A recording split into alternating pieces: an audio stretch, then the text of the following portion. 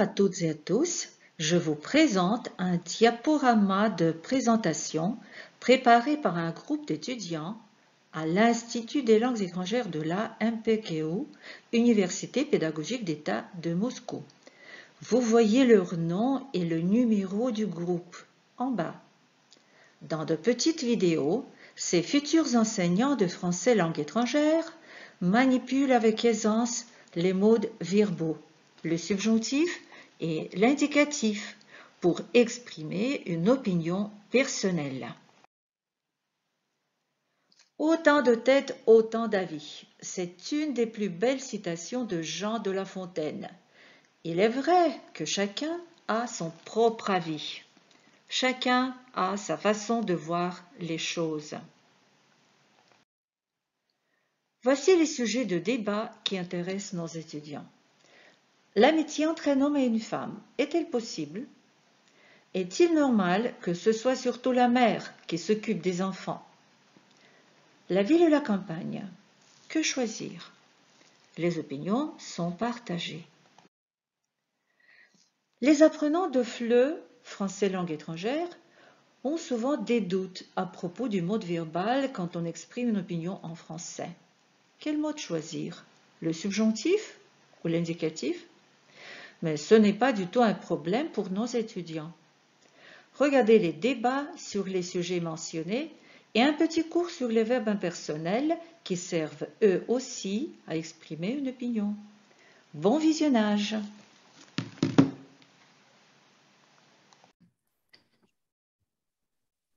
Bonjour chers collègues, notre question d'aujourd'hui c'est est-ce normal que ce soit la mère qui s'occupe davantage des enfants?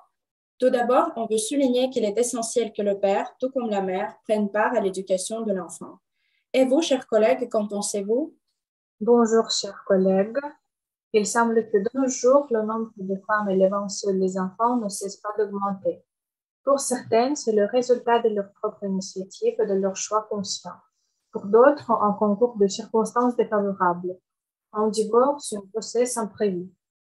Aujourd'hui, beaucoup de gens comprennent et acceptent un tel choix et admirent ces femmes. Malgré l'éducation sans la participation du père, ces femmes élèvent des gens merveilleux. Puis, traditionnellement, la mère s'occupe des enfants, de la maison, du foyer, et la tâche du père, c'est de gagner de l'argent et en occuper à la maison. Donc, ce n'est pas le père qui a pour but d'élever les enfants. Nous ne sommes pas d'accord avec vous. Il est évident que la famille traditionnelle se compose de 3 membres au minimum, 2 parents et un enfant. Chacun de ces derniers a ses responsabilités dans la famille, y compris le père et même l'enfant. C'est non seulement les tâches ménagères, comme par exemple la préparation de la nourriture ou le repassage pour les femmes, et la réparation des choses en panne et l'assurance de toute la famille pour les hommes. C'est aussi la création du climat psychologique favorable, du sein de la famille, du soutien par tous ses membres. On est absolument sûr que les parents, tous les deux, sont égaux dans la famille en ce qui concerne leurs responsabilités et leurs soins apportés à l'enfant. Tout cela ne peut pas être fait par un seul parent. On voudrait ajouter qu'il nous semble que la mère elle-même n'est pas capable de remplir les fonctions éducatives de 2 parents à la fois. Le père, tout comme la mère, est un modèle très important qui aide l'enfant à bien grandir.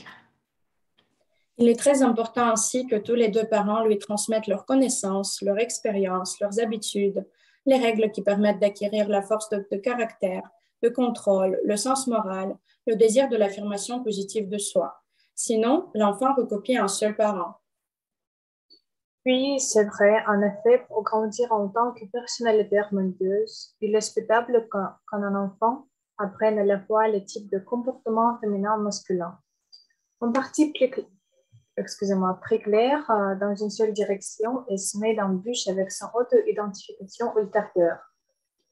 On ne pense pas que ce soit difficile d'impliquer les parents masculins, les amis, les connaissances dans le processus de l'éducation. Aller au cinéma avec grand-père, faire ses devoirs avec un oncle, faire du camping avec des amis sont de belles occasions pour un enfant d'apprendre différents types de comportements masculins. S'il est possible d'inclure au moins partiellement le père de l'enfant ou ses proches dans le processus de l'éducation de l'enfant, il ne faut pas le négliger, quelle que soit la gravité de l'offense. On est persuadé que le modèle du père joue un rôle énorme non seulement dans la vie de l'enfant, mais aussi dans la vie de l'homme lui-même. Chez les hommes, des variations hormonales se produisent aussi lorsqu'ils deviennent pères. Le père, comme la mère, a ses instants. Les pères peuvent plus facilement exprimer leur amour et se sentir plus en confiance avec leur enfant. Par exemple, un homme peut changer une couche ou aller chercher son enfant à l'école. L'allongement du congé paternité, un meilleur partage des tâches familiales ont notamment permis au père de devenir un vrai parent comme la mère.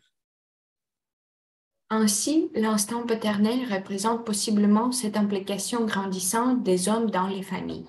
Les congés de paternité et la réparation égalitaire des tâches familiales contribuent certainement à cette évolution.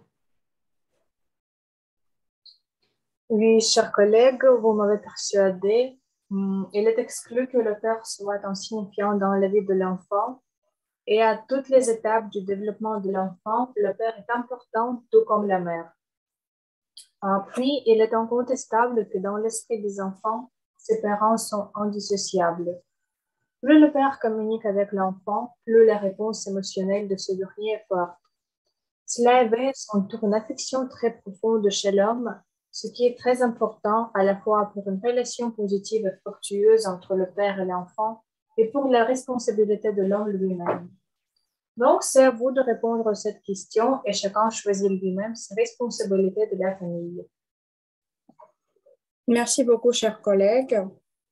Merci. Au Au revoir. revoir.